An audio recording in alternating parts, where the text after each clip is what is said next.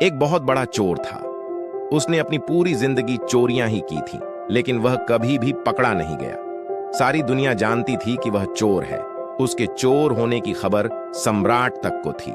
सम्राट ने तो उसे एक बार दरबार में बुलाकर सम्मानित भी किया था कि तू अद्भुत आदमी है।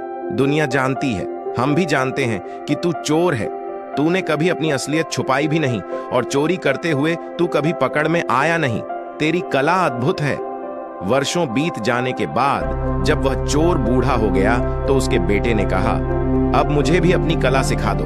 मौत का क्या भरोसा, वह कभी भी आ सकती है। तो बूढ़े बाप ने कहा, ठीक है, अगर तू यह कला सीखना चाहता है तो मैं तुझे सिखा दूंगा। बस तू कल रात मेरे साथ चल।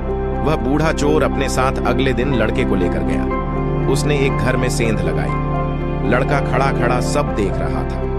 बूढ़ा चोर ऐसे सेंध लगा रहा था, इतनी तन्मयता से कि जैसे कोई चित्रकार चित्र बना रहा हो, कोई मूर्तिकार मूर्ति बना रहा हो, कोई भक्त मंदिर में पूजा कर रहा हो।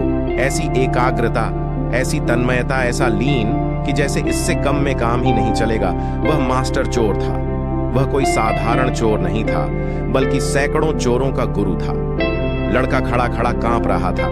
ठंड का मौसम नहीं था, लेकिन डर के मारे उसे कपकपी छूट रही थी। वह चारों तरफ चौंक चौंक कर देख रहा था, लेकिन बाप अपने काम में मग्न था। उसने एक बार भी आंख उठाकर इधर उधर नहीं देखा।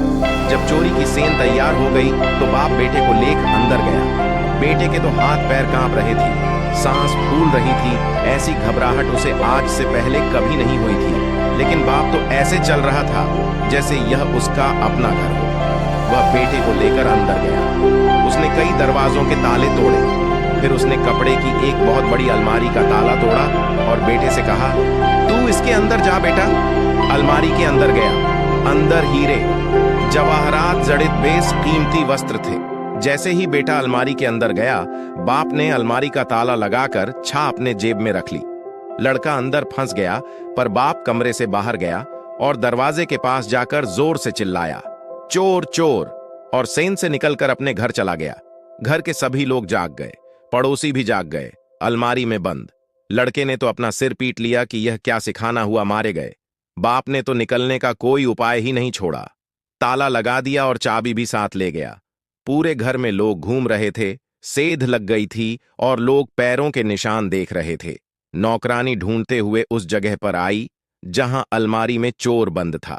लड़के को कुछ भी नहीं सूझ रहा था कि क्या करें।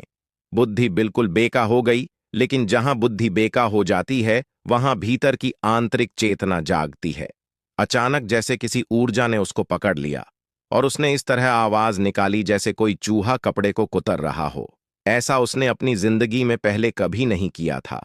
उसे खुद भी अपने पर हैरानी हुई। नौकरानी चाबी ढूंढ कर लाई, दरवाजा खोला और दिया लेकर अंदर झांका कि शायद चूहा होगा। लेकिन जैसे ही नौकरानी ने दिया लेकर अंदर झांका, उसने फूंक मार कर दिया, बुझाया और नौकरानी को धक्का देकर वहां से भागा। जब वह सद से निकला तो उसे देखकर 1015 आदमी उसके पीछे भागे।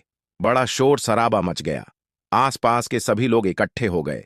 वह जान बचाकर भागा। ऐसा वह आज से पहले कभी भागा नहीं था। उसे विश्वास ही नहीं हो रहा था कि भागने वाला मैं ही हूं, जैसे कोई और ही भाग रहा हो। भागते हुए वह एक कुएं के पास पहुंचा और वहीं पड़े एक बड़े से पत्थर को उठाकर कुएं में पटका। उसे यह भी नहीं पता था कि यह मैं क्या कर रहा हूं, जैसे कोई और ही करवा रहा है। जैसे ही पत्थर कुएं में गिरा, उसकी आवाज सुनकर सारी भीड़ कुएं के चारों ओर इकट्ठी हो गई।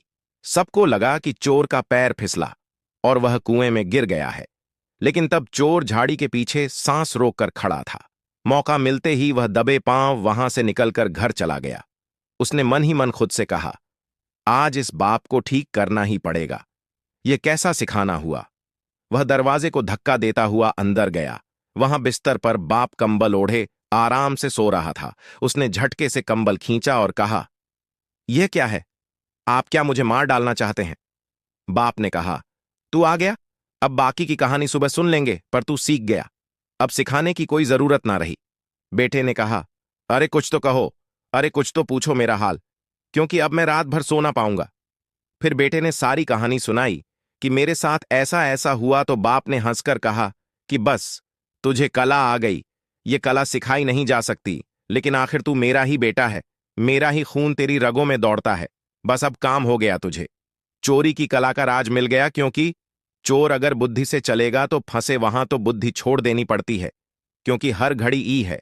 हर बार नए लोगों के यहां चोरी करनी है। हर मकान नए ढंग का है। पुराना अनुभव कुछ काम नहीं आता। वहां तो बुद्धि से चले कि परेशानी में पड़ जाओगे। वहां तो हर पल जागरूक रहना पड़ता है, सजग रहना पड़ता है। वहां तो अंतः चेतना से चल पड़ता है। दोस्तों, ओशो अपने एक प्रवचन में इस कहानी का उल्लेख करते हैं। वह कहते हैं कि ध्यान की कला भी चोरी जैसी ही है। वहां बस होश चाहिए। जब बुद्धि अलग हो जाती है तो सजगता आ जाती है, और जहां सजगता आ जाती है वहां तुम जाग जाते हो, और जहां तुम जाग जाते हो वहां विचार अपने आप खत्म हो जाते हैं।